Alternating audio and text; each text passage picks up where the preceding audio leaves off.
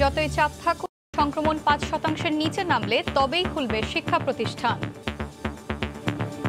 অনেক জায়গা থেকে চাপ আছে, অনেক ধরনের আন্দোলনের ডাক আছে। জনগণের স্বাস্থ্য সুরক্ষার বিষয়, সেটিকে আমরা কোনো আন্দোলনের মুখেই অবহেলা আমরা করতে পারবো না। করোনায় আরও ৩৮ জনের মৃত্যু, ছড়িয়ে পড়ছে ভারতীয় ভ্যারিয়েন্ট। চাঁপাইনবাবগঞ্জে শনাক্ত ৭।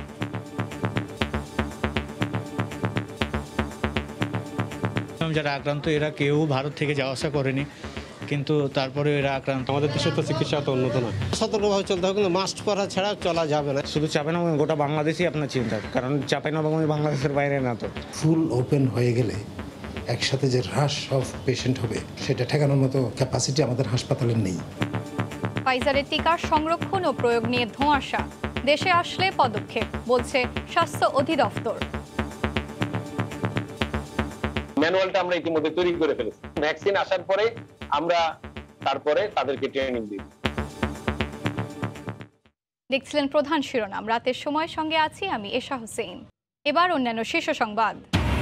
কয়েক ঘন্টার ব্যবধানে ৭ বার মৃদু ভূমিকম্পে কেঁপে উঠল সিলেট। উৎপত্তি শহরেই, বড় দুর্যোগের আগাম সতর্কতা, মত বিশেষজ্ঞদের। বিশ্বের যে কোনো প্রান্তে শান্তি প্রতিষ্ঠায় বাংলাদেশ সবসময় প্রস্তুত। আন্তর্জাতিক শান্তিরক্ষী দিবসে প্রধানমন্ত্রী।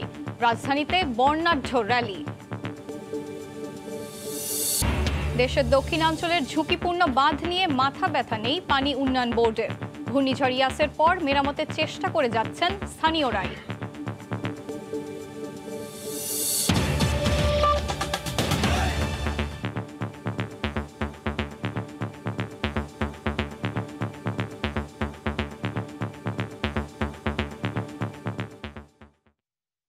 জুন পর্যন্ত স্কুল, কলেজ, বিশ্ববিদ্যালয়ের ছুটি বাড়ানোর ৩ দিন পর নতুন ঘোষণা দিলেন শিক্ষামন্ত্রী। করোনার সংক্রমণ ৫% নিচে না নামলে শিক্ষা প্রতিষ্ঠান খোলা হবে না বলে সাফ জানিয়েছেন ডক্টর দীপুমণি।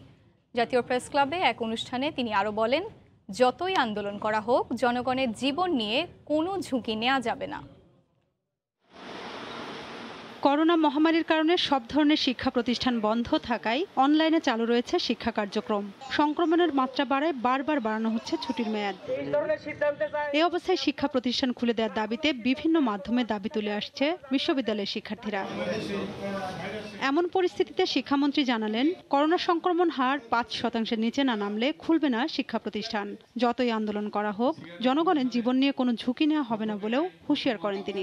বিশেষজ্ঞরা বলেন এবং আমাদের যে কোভিড-19 সংক্রান্ত জাতীয় পরামর্শক কমিটি আছেন, তারাও বলেছেন যে সংক্রমণের হার শতকরা ৫-এর না নামলে বা তার নিচে না নামলে শিক্ষা প্রতিষ্ঠান খুলে দেওয়া ঠিক নয়। ঈদ যাত্রার কারণে সংক্রমণের হার আবার কিছুটা ঊর্ধ্বগামী। আমরা বলেছি আমরা 13ই জুন খুলে দিতে চাই, আমরা চেষ্টা করব। অনেক জায়গা থেকে চাপ আছে, অনেক ধরনের আন্দোলনের ডাক আছে। জনগণের স্বাস্থ্য সুরক্ষার বিষয়, সেটিকে আমরা কোনো আন্দোলনের মুখেই অবহেলা আমরা করতে পারবো না। শিক্ষামন্ত্রীর এমন বক্তব্যের মিশ্র প্রতিক্রিয়া জানিয়েছেন শিক্ষক ও শিক্ষার্থীরা। সবকিছু যেভাবে স্বাস্থ্যবিধিভাবে চলছে, আমরা চাই যে স্কুল কলেজে এগুলো খুলে দিক। আমার মনে হয় খুলে দেওয়া তেমন কোনো সমস্যা নাই। আমরা মনে হয় করোনার যে প্রভাব অনেকটা তার থেকে মুক্ত হয়ে গেছি। দীর্ঘদিন ধরে তো বন্ধ হয়ে আছে, এর কারণে স্টুডেন্টরা বাসায় থেকে ওদের তো পড়ালেখা সেভাবে হচ্ছে না। ছেলে মেয়েদের নিরাপত্তার বিষয়টি নিশ্চিত না করে শিক্ষা প্রতিষ্ঠান খুলে দেওয়া ঠিক হবে না। 1 বছরেরও বেশি সময় ধরে বন্ধ রয়েছে দেশের সব শিক্ষা প্রতিষ্ঠান। রোজিনা রোজি, সময় সংবাদ, ঢাকা। করোনার ভারতীয় ভ্যারিয়েন্ট স্থানীয়ভাবে সংক্রমণের খবরে এখন আতঙ্কের শহরে পরিণত হয়েছে চাঁপাইনবাবগঞ্জ। শঙ্কা যেন জেঁকে বসেছে। বিশেষজ্ঞরা বলছেন, লকডাউনের পাশাপাশি বাড়াতে হবে করোনা পরীক্ষা। এদিকে দেশে সবশেষ 24 ঘন্টায় মারা গেছেন 38 জন, শনাক্ত হয়েছেন 1043 জন। সপ্তাহখানেক ধরেই দেশ জুড়ে নতুন আতঙ্কের নাম চাঁপাইনবাবগঞ্জ। সংক্রমণের হার ছড়িয়েছে 50% বেশি, চলছে লকডাউন। এরই মধ্যে মরার ওপর খাড়ার ঘা হিসেবে সেখানে মিলেছে ভারতীয় ভেরিয়েন্টের স্থানীয় সংক্রমণের খবর। তাই আতঙ্ক যেন ক্রমেই দানা বাঁধছে সেখানে। এটা অবশ্যই উদ্বেগের চিন্তার। আমাদের দেশে তো চিকিৎসা তো উন্নত না। সতর্কভাবে চলতে হবে, কিন্তু মাস্ক পরা ছাড়া চলা যাবে না। বিশেষজ্ঞরা বলছেন এই ভেরিয়েন্টের বিস্তার ঠেকাতে কেবল লকডাউনই কাজে আসবে না, দরকার আরও কিছু নতুন পদক্ষেপের। সীমিত লকডাউন চালু রাখতে হবে। ফুল ওপেন হয়ে গেলে একসাথে যে হ্রাস অফ পেশেন্ট হবে সেটা ঠেকানোর মতো ক্যাপাসিটি আমাদের হাসপাতালের নেই। অবস্থা বুঝেই সিদ্ধান্ত নেয়ার কথা জানিয়েছে সিভিল সার্জন। 7টা ধরা পড়ছে, 7 জন সহ 42 জন। এদের প্রত্যেককে আমরা RT-PCR র্যাপিড অ্যান্টিজেন টেস্ট এবং তাদের যে ক্লোজ কন্ট্যাক্টে যারা আত্মীয় স্বজন থাকে তাদেরও স্যাম্পল কালেকশন করা হবে। তারা যেন কোনোভাবেই মানুষের কাছে আসতে না পারে বা সংস্পর্শে আর না আসতে পারে, সেই বিষয়টির জন্য আমাদের অফিসাররা যেমন গেছে, একইভাবে ইউনিয়ন পরিষদের চেয়ারম্যান সহ তাদেরকে পাহারার ব্যবস্থা করা হয়েছে। চাঁপাইনবাবগঞ্জ বাদেও রাজশাহী, সাতক্ষীরা, দিনাজপুরের মতো ভারত ঘেঁষা জেলায় বাড়ছে করোনা সংক্রমণের হার। চাঁপাইনবাবগঞ্জে করোনা শনাক্তের হার 50-এর ওপরে উঠলে বিশেষ লকডাউন দেয় স্থানীয় প্রশাসন। এবারে সে জেলায় করোনায় ভারতীয় ধরন পাওয়া গেছে 7 জনের মধ্যে। এ নিয়ে উদ্বেগ উৎকণ্ঠা এড়িয়ে স্বাস্থ্যবিধি মেনে চলার তাগাদা দিচ্ছেন জেলা সিভিল সার্জন। রাকিবুল হাসান, সময় সংবাদ, চাঁপাইনবাবগঞ্জ। এদিকে ফাইজারের 1 লাখ ডোজ টিকা আসার খবর স্বস্তির হলেও এর সংরক্ষণ নিয়ে দুশ্চিন্তা কাটেনি। অ্যাস্ট্রাজেনেকা আর সিনোফার্মের চেয়ে ফাইজারের টিকা দেওয়ার পদ্ধতিও ভিন্ন, তাই আগে ভাগেই দক্ষ জনবল তৈরির পরামর্শ বিশেষজ্ঞদের। স্বাস্থ্য অধিদপ্তর বলছে টিকা আসার পর নেওয়া হবে প্রয়োজনীয় পদক্ষেপ। মঙ্গলবার থেকেই দেশে দ্বিতীয় কোনো ভ্যাকসিন হিসাবে শুরু হয় চীনের সিনোফার্মের টিকার প্রয়োগ। 5 লাখ ডোজের এই টিকা প্রয়োগে মেডিকেল শিক্ষার্থীদের পাশাপাশি গুরুত্ব পাচ্ছেন চীনা নাগরিকরা। এর মধ্যে শনিবার শুরু হয়েছে বাংলাদেশে অবস্থানরত দেশটির নাগরিকদের টিকার প্রয়োগ। আমরা তো যেটা গতবারও করেছিলাম এবং এবারও করছি, যে আমরা দিচ্ছি, দিয়ে অপেক্ষা করছি, দেখছি, তারপরে আবার ফুল সুইংয়ে আমাদের দেশে শুরু হবে। তো আমার মনে হয় এটা একটা ভালো দিক যে আমরা আমাদের দেশেরও স্টুডেন্টরা দিয়েছে, আবার ওদের টিকা ওরাও নিজেরাই দিচ্ছে এখানে। সো কনফিউশন থাকার কোনো সুযোগ নাই এখানে। এদিকে একদিন বাদই দেশে আসছে ফাইজার বায়োএনটেকের 1 লাখ ডোজ টিকা। যদিও সারা দেশে টিকাদান কর্মসূচির অভিজ্ঞতা কাজে লাগিয়ে এর মধ্যে প্রায় 1 কোটি ডোজ টিকা দিয়েছে বাংলাদেশ। তবে ফাইজারের প্রক্রিয়াটি কিছুটা জটিল বলছেন বিশেষজ্ঞরা, তাই সতর্কতার পাশাপাশি দরকার হবে বাড়তি প্রশিক্ষণের। খুবই উচ্চ প্রযুক্তির কিন্তু সংরক্ষণ প্রক্রিয়া, এটির বাক্স যে প্যাকিং সেগুলো খোলা, সেটার সঙ্গে সঙ্গে সেখান থেকে ইমেল চলে যায়, ইমেল চলে যাওয়ার পরে কালার চেঞ্জ হয় বাক্সের ভিতরে থাকা সেন্সর থেকে, এবং তারপরে সেটি গ্রিন সিগন্যাল হলে পরেই শুধুমাত্র সেই টিকা ব্যবহার করা যায়। সেটা বেশ একটা সফিস্টিকেটেড সিস্টেম। স্বাস্থ্য অধিদপ্তর বলছে টিকা দেওয়ার আগেই নেওয়া হবে ব্যবস্থা। সবসময় প্রশিক্ষণের ম্যানুয়াল তৈরি করতে হয়, এই ম্যানুয়ালটা আমরা ইতিমধ্যে তৈরি করে ফেলেছি এবং আমাদের যারা ট্রেনার হবেন, তাদেরকে যারা প্রশিক্ষক হিসেবে কাজ করবেন, তারাও রেডি হয়ে গেছে। এখন ভ্যাকসিন আসার পরে আমরা তারপরে তাদেরকে ট্রেনিং দিব। এর মধ্যে কোভিশিল্ড, সিনোফার্মের পাশাপাশি ফাইজার ও স্পুটনিক ভি জরুরি ব্যবহারের অনুমোদন দিয়েছে সরকার। ফারুক ভাইয়া, রবিন, সময় সংবাদ, ঢাকা। সকাল থেকে দুপুর পর্যন্ত 7 দফা ভূমিকম্পে কেঁপে কেঁপে ওঠে সিলেট। উৎপত্তিস্থল জৈন্তাপুর উপজেলায়, এতে আতঙ্ক ছড়িয়ে পড়েছে জনমনে। বিশেষজ্ঞরা বলছেন ছোট ছোট ভূমিকম্পের পর বড় ধরনের ভূমিকম্প হতে পারে। এই অবস্থায় সবচেয়ে বেশি ঝুঁকিতে রয়েছে সিলেট অঞ্চল। বিস্তারিত ইকরামুল কবিরের রিপোর্টে ছবি তুলেছেন নৌশাদ আহমদ চৌধুরী। শনিবার সকাল 10টা 36 মিনিট, 10টা 51 মিনিট, বেলা 11:30টা, 11টা 34 মিনিট এবং দুপুর 2টা থেকে 15 মিনিটের মধ্যে আরও 3বার সহ মোট 7বার ভূকম্পন অনুভূত হয়। দিনের শুরুতে বারবার এমন ভূমিকম্পে কেঁপে ওঠে পুরো সিলেট। সাধারণ মানুষের মধ্যে আতঙ্ক ছড়িয়ে পড়ে। 3বার হয়েছে, আমরা তো দৌড়িয়া বাড়া হয়েছে, আশপাশে তো বড় বড় বিল্ডিং আইন আছে, ফলোর উপরে উঠে আছে, এমন ভূমিকম্প হয়েছে দোকানের ভিতর। যেহেতু সিলেট অনেক ঝুঁকিপূর্ণ এলাকা, তাই আমরা এই ভূমিকম্পে অনেক আতঙ্ক বোধ করছি। আমরা যেখানে দাঁড়িয়ে আছি এর উপরে তো অনেক উঁচু উঁচু দালান, কখন যে মাথা ভেঙে পড়ে এই চিন্তা অনেক ভয় লাগতেছে। আবহাওয়া অধিদপ্তর জানায় সিলেট শহরের উত্তর পূর্ব কোণের জৈন্তাপুর উপজেলা ভূমিকম্পের উৎপত্তি স্থল। রিক্টার স্কেলে এর সর্বোচ্চ মাত্রা ছিল 4.1। সবচেয়ে বড় যে ভূমিকম্পটা হয়েছে সেটা 4.1, এটা হয়েছে হলো গিয়া 10টা 50 মিনিটে। লোকেশনটা দেখাচ্ছে যে ভূমিকম্প একই জায়গায় হয় নাই, কিন্তু সিলেট রিজিয়নের ভিতরেই দেখেছে। এবং সেই লোকেশনটা আরেকটা বড় জিনিস হলো গিয়া আমাদের এই ভূমিকম্পর যে ডেপথটা ছিল খুব কম ছিল, মাত্র 13 কিলোমিটারের মতো ডেপথ ছিল, যার কারণে এটা সব জায়গায় অনুভূত হয় না। সিলেট দেশের প্রধান ভূমিকম্প প্রবণ অঞ্চল হওয়ায় সবাইকে সতর্ক থাকার আহ্বান জানিয়েছেন বিশেষজ্ঞরা। ইকরামুল কবির, সময় সংবাদ, সিলেট। সিলেটে 7 দফায় ভূমিকম্প বড় দুর্যোগের পূর্বাভাস বলে মনে করছেন বিশেষজ্ঞরা। দেশের ভেতরেই বিপজ্জনক 2টি ভূকম্পের উৎসের কথা তারা জানিয়ে বলছেন, যে কোনো সময় শক্তি দেখালে ক্ষয়ক্ষতির পরিমাণ অনুমান করাও কঠিন। তাই বিষয়টিকে গুরুত্ব দিয়ে সচেতনার আহ্বান তাদের। আহমেদ সালেহিনের রিপোর্ট। সিলেটের জৈন্তাপুরে লালাখালের দক্ষিণে 5 থেকে 6 কিলোমিটার দূরে ডুপিটিলা পাহাড়ের 15 কিলোমিটার নিচে ভূমিকম্পের উৎপত্তিস্থল। একবার দুবার নয়, অনুভূত হয় 7 বার। যদিও এর সর্বোচ্চ মাত্রা ছিল 4.1 মাত্রার মৃদু ভূমিকম্প। বিশেষজ্ঞরা বলছেন, দেশের ভেতরেই যে 2টি স্থানে বিপজ্জনক ভূকম্পন শক্তি লুকিয়ে আছে, সিলেটের জৈন্তাপুর ও এর আশপাশের এলাকা এর মধ্যে একটি। শনিবারের একাধিক ছোট ভূমিকম্পন বড় দুর্যোগের সতর্কবার্তা বলে মনে করছেন বিশেষজ্ঞরা। এই যে বিপুল পরিমাণ শক্তি অভ্যন্তরে ভূত্বকের মধ্যে জমা হয়েছে, সেটা এক সময় না এক সময় বের হতেই হবে। আগাম একটা সতর্কবাণী, এটা হয়তো দেখা যেতে পারে যে আগামী 10 দিনের মধ্যেও একটা বড় ভূমিকম্প হতে পারে, যেটা একটা সক্রিয়, অতি সক্রিয় অঞ্চলে এই ভূমিকম্পটা সংঘটিত হয়েছে। সাধারণত এই ছোট আর্থকুয়েকগুলো হলে তার 1 থেকে 1.5 বছরের মধ্যে একটা বড় ভূমিকম্প সাধারণত হয়, যেটা আমরা 1897 এর সময়ও দেখেছি বা আমরা শুনেছি।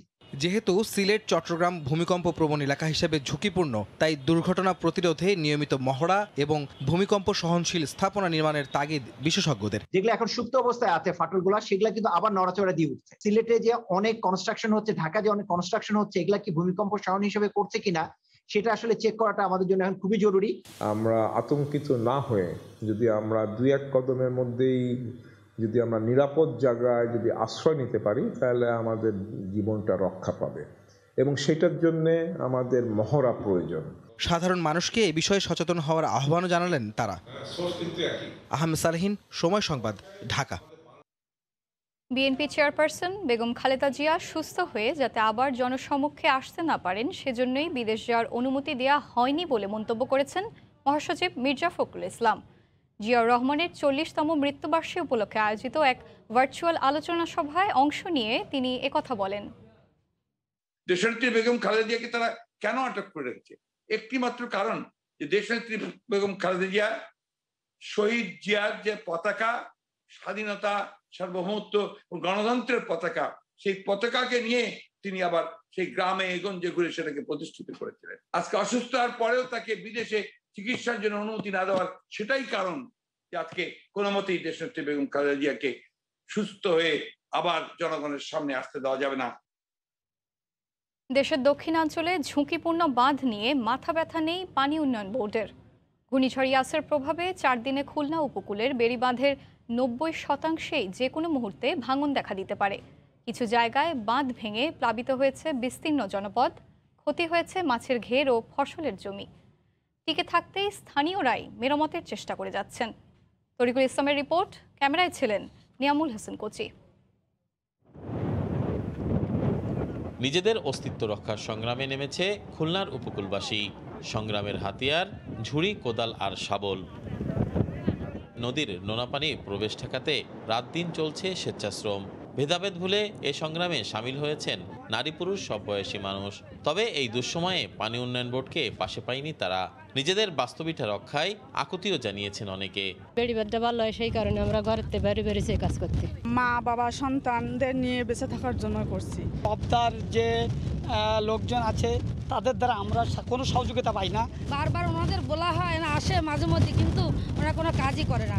বেশিরভাগ ভাঙন কবলিত এলাকার প্রতিনিধিরা পানি উন্নয়ন বোর্ডের সহযোগিতা না পাওয়ার অভিযোগ করেছেন। আমরা বিভিন্ন সময় পানি উন্নয়ন বোর্ডকে আমরা বলি, তারা সব সময় বলে আমাদের তো ফান্ড নাই, আমরা কিভাবে এটা তৈরি করব। আর বরাবরের মতো পানি উন্নয়ন বোর্ড কর্মকর্তারা অভিযোগের বিষয়টি কৌশলে এড়িয়ে যাচ্ছেন। বাজেট না থাকার জন্য আমরা সব পয়েন্টে অ্যাড্রেস করা সম্ভব হয় না। যেগুলো অধিক ঝুঁকিপূর্ণ জায়গা সেগুলো আমরা মেরামত করে থাকি। খুলনা অঞ্চলের 1800 কিলোমিটারের বেশি বেড়িবাঁধ রয়েছে। এর মধ্যে খুলনার কয়রা, দাকব ও পাইকগাছা এবং সাতক্ষীরার আশাশুনি ও শ্যামনগর উপজেলার বেড়িবাঁধ বেশি ক্ষতিগ্রস্ত হয়েছে। ঘূর্ণিঝড় ইয়াসের প্রভাবে নদ নদীর ভয়ঙ্কর রূপ দেখেছে খুলনা উপকূলবাসী। আর তাই তো এ সংগ্রাম পেটের তাগিদে নয়, এ সংগ্রাম টিকে থাকার লড়াই। তরিকুল ইসলাম, সময় সংবাদ, খুলনা। প্রতি বছর প্রাকৃতিক দুর্যোগ আসে, ভেঙে যায় বেড়িবাঁধ, ভেসে যায় ঘেরের লাখ লাখ টাকার সাদা চিংড়ি। ঋণ নিয়ে চিংড়ি চাষ করে বারবার দুর্যোগের কবলে পড়ে সব হারিয়ে অনেক ঘের মালিক এখন নিঃস্ব। সাতক্ষীরা থেকে মমতাজ আহমেদ বাপির পাঠানো তথ্য ও ছবি নিয়ে রিপোর্ট। সাতক্ষীরার উপকূলীয় অঞ্চলে আয়ের প্রধান উৎস চিংড়ি চাষ। তবে 2009 সাল থেকে ঘূর্ণিঝড়ের কবলে পড়ে কোনোভাবেই ঘুরে দাঁড়াতে পারছেন না তারা। আইলা, সিডর, নার্গিস, ফণি, বুলবুল আর আমপানে বেড়িবাঁধ ভেঙে হাজার হাজার চিংড়ি ঘের ভেসে গেছে।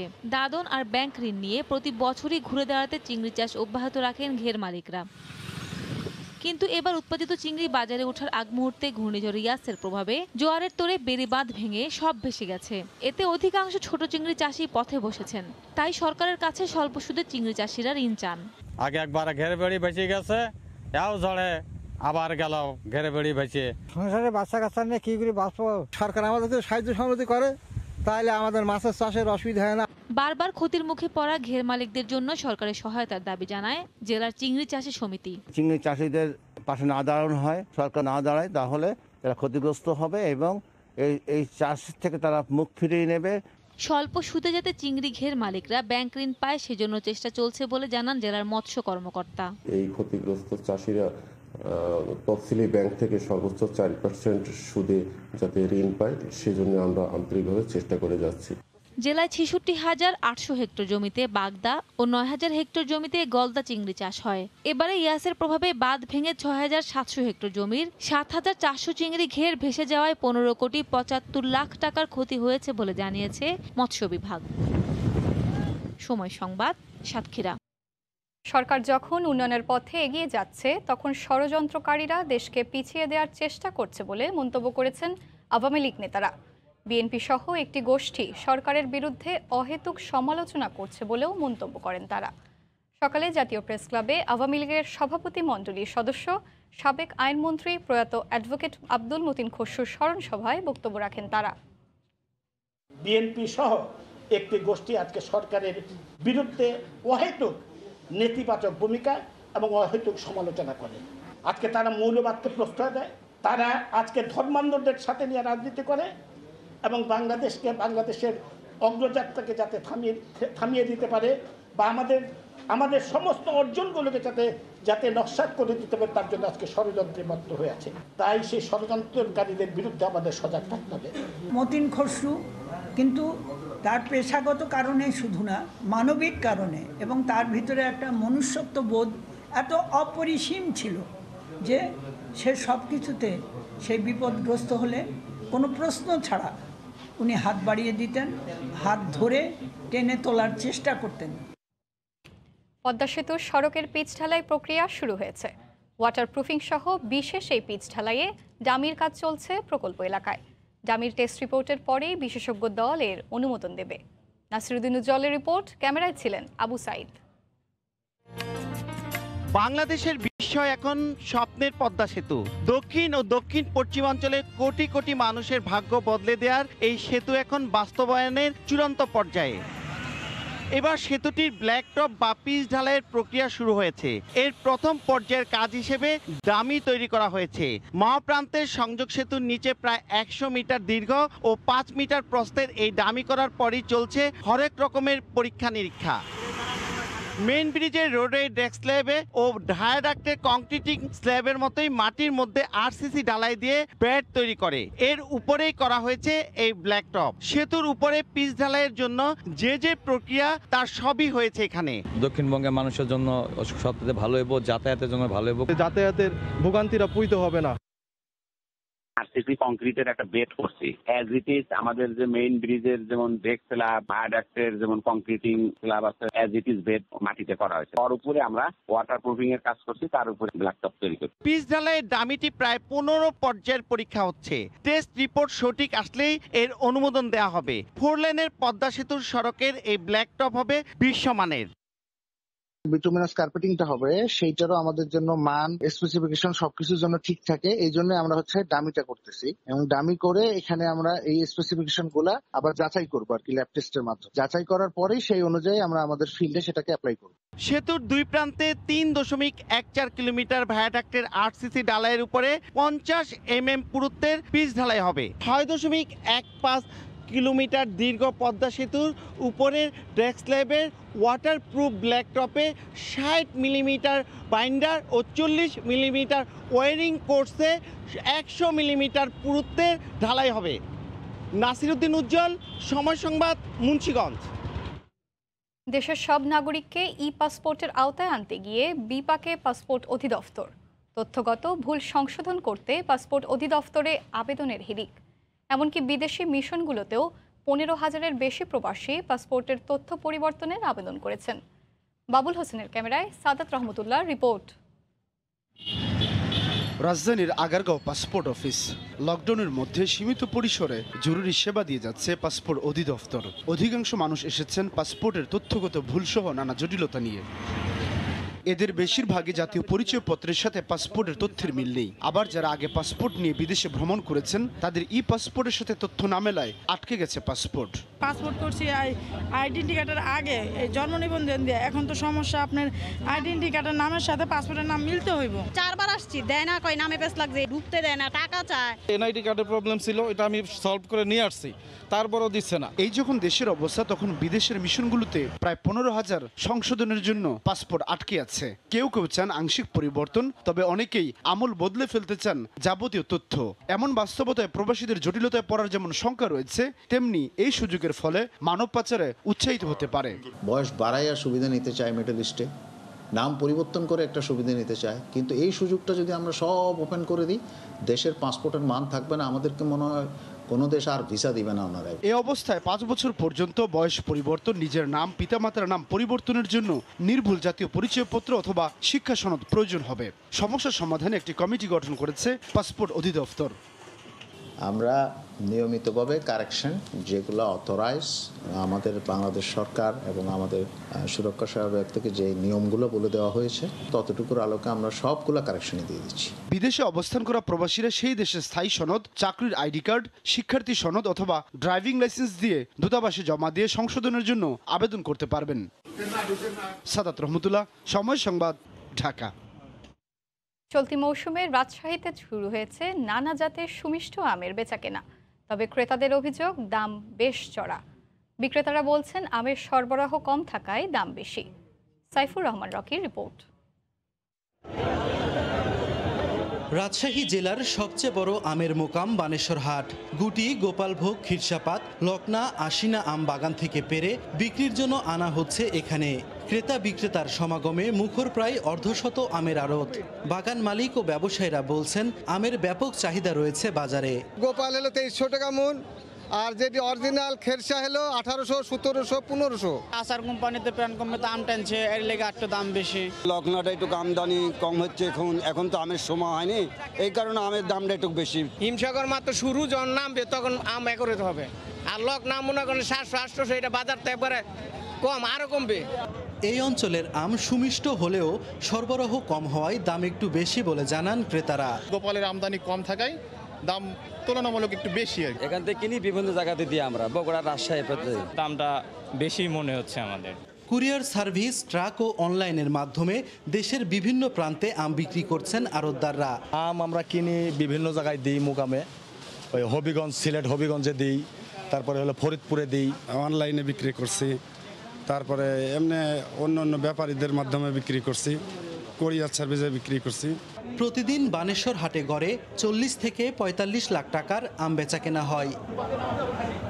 সাইফুর রহমান রকি, সময় সংবাদ, রাজশাহী।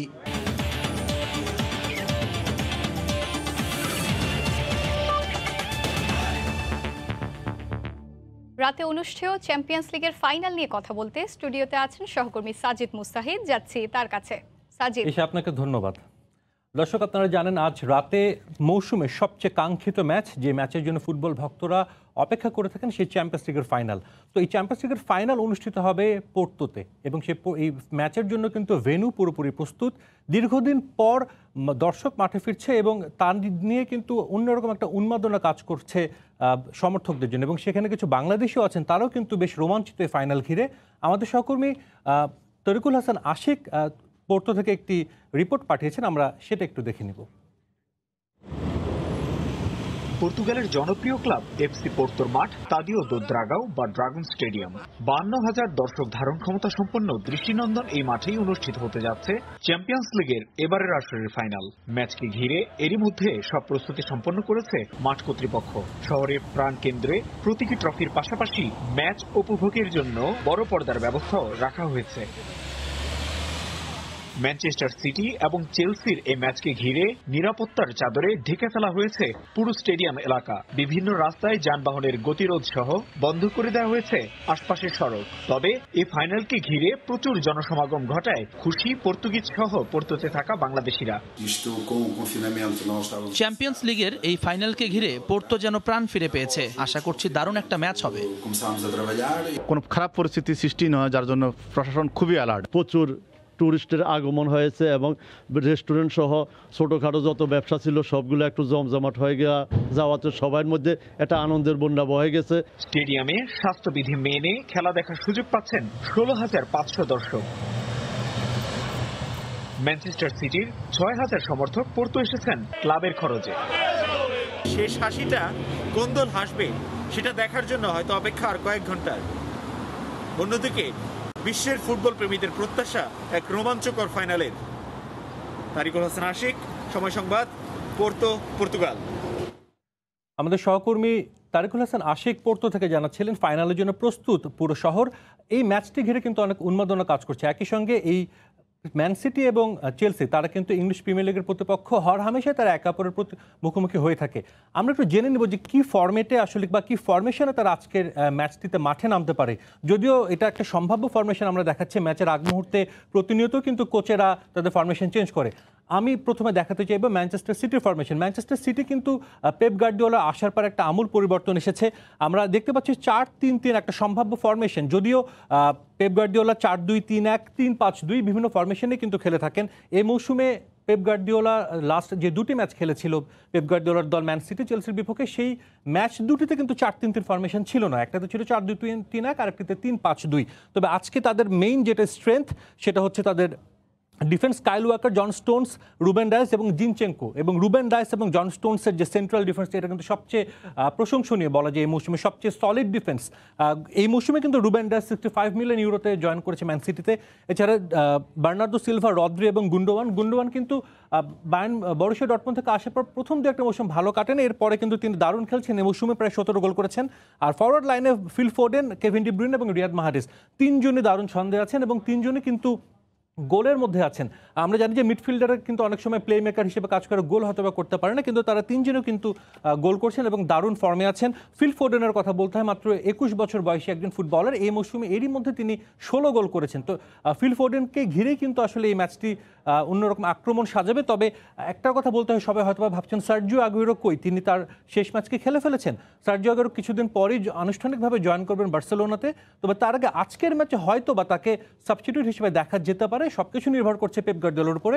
এরপর একটু দেখাতে যাব চেলসি কিন্তু অনেক ইনভেস্ট করেছে লাস্ট সামারে। এরপর ফ্র্যাঙ্ক ল্যাম্পার্ড, ক্লাব লেজেন্ড, তাকে দেওয়া হয়েছিল দলের দায়িত্ব। তিনি কিন্তু খুব একটা সেই প্রত্যাশা পূরণ করতে পারেননি। এরপর গত জানুয়ারিতে দায়িত্ব দেওয়া হয় নতুন ম্যানেজার থমাস টুখেলকে। তিনি কিন্তু একটা কাইন্ড অফ সেম একটা ফরমেশন নিয়ে কিন্তু তিনি খেলছেন, খুব একটা চেঞ্জ করছেন না। 4-2-3-1 তাদের কেপা আরিজাবালাগা, তিনি কিন্তু অনেকদিন ধরে একাদশে নেই। মেন্ডি গোলপোস্টে থাকবেন। তাদেরও কিন্তু খুব সলিড একটা ডিফেন্স যদি বলতে হয়। ক্রিস্টেনসেন, থিয়াগো সিলভা, রুডিগার এবং আসপিলিকুয়েতা, চারজনে কিন্তু খুব ভালো ছন্দে আছেন। এবং সবচেয়ে বলা যায় সবচেয়ে অভিজ্ঞ ক্যাম্পেইন হচ্ছে থিয়াগো সিলভা। গত মৌসুমে তিনি পিএসজির হয়ে ফাইনাল খেলেছিলেন, যদিও তিনি হেরে গিয়েছিলেন ম্যাচটা।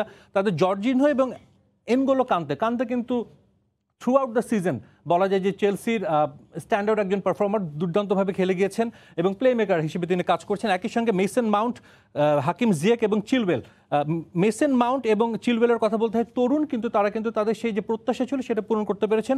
টিমো ভার্নারের কাছে কিন্তু টিমো ভার্নার এই মৌসুমে যত বেশি গোল করেছেন তার চেয়ে কিন্তু বেশি গোল ভিআর জন্য বাতিল হয়েছে। এরপর আমরা একটু দেখতে চাইবো দু দলের আসলে রেকর্ড এই মৌসুমে কে কী করেছে।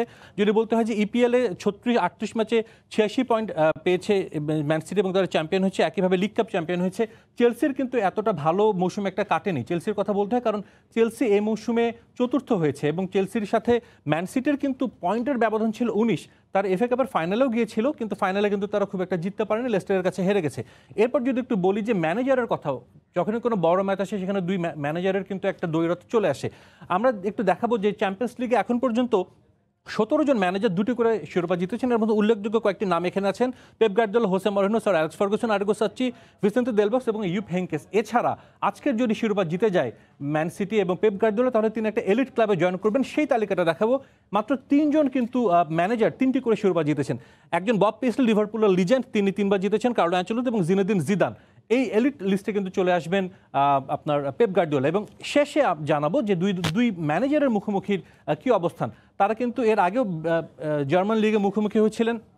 টোটাল তাদের যদি শিরোপার কথা জানাই, শিরোপা গার্দিওলা অনেক অভিজ্ঞ, তিনি বার্সার হয়ে 14টি শিরোপা জিতেছেন, মোট 31, টুখেলে 7টি, চ্যাম্পিয়ন্স লিগ শিরোপা 2টি, টুখেলে 0, মুখোমুখি দেখা 4টি এবং 2টি, এবং 4টির মধ্যে কিন্তু বলা যায় যে এই 4টি জয় কিন্তু পেপ গার্দিওলা পেয়েছেন যখন বুন্দেসলিগায় ছিলেন। মাইনস এবং বরুসিয়া ডর্টমুন্ড 2 ক্লাবের ম্যানেজার হিসেবে পেয়েছিলেন টুখেলকে, সেখানে পেয়েছেন। তো আজকের ম্যাচটি বলা যায় যে খুবই গুরুত্বপূর্ণ এবং একই সঙ্গে টুখেল কিন্তু মানে থার্ড একমাত্র ম্যানেজার যে পরপর 2 মৌসুম 2 ক্লাবের ম্যানেজার হয়ে কিন্তু তিনি চ্যাম্পিয়ন্স লিগের ফাইনালে জায়গা করে নিয়েছেন। আরেকটা তথ্য জেনে শেষ করবো যে আজকের এই ম্যাচটিতে কিন্তু 5 জন সাবস্টিটিউট করে নামাতে পারবেন এবং যদি সেখানে যদি অতিরিক্ত সময় যায় তাহলে আরেকজন এক্সট্রা সাবস্টিটিউট পাবেন এবং ভিএআর কিন্তু থাকছে। তো সবে হয়তো বা চাচ্ছেন যে একটা দারুণ একটা ম্যাচের অপেক্ষায় আছেন এবং আমরাও চাচ্ছি নিশ্চয়ই একটা খুব উপভোগ্য একটা ম্যাচ হবে। তো ফিরছি এশিয়ার কাছে। ধন্যবাদ। রাতে অনুষ্ঠেয় চ্যাম্পিয়ন্স লিগের ফাইনালে বিস্তারিত কথা বলছিলেন সহকর্মী সাজিদ মুস্তাহিদ। চ্যাম্পিয়ন্স লিগের ফাইনালের ভেন্যু হিসেবে পুরোপুরি প্রস্তুত। এই পর্যায়ে শীর্ষ সংবাদ জানিয়ে দিচ্ছি আরেকবার। করোনার সংক্রমণ 5 ভাগের নিচে নামলে তবেই খুলবে শিক্ষা প্রতিষ্ঠান। দেশে ছড়াচ্ছে ভারতীয় ভ্যারিয়েন্ট। চাঁপাইনবাবগঞ্জের শনাক্ত 7, আরও 38 জনের মৃত্যু। কয়েক ঘন্টার ব্যবধানে 7বার মৃদু ভূমিকম্পে কেঁপে উঠল সিলেট। উৎপত্তি শহরেই, বড় দুর্যোগের আগাম সতর্কতা মত বিশেষজ্ঞদের। এই ছিল রাতের সময়, সঙ্গে থাকুন সময়ের।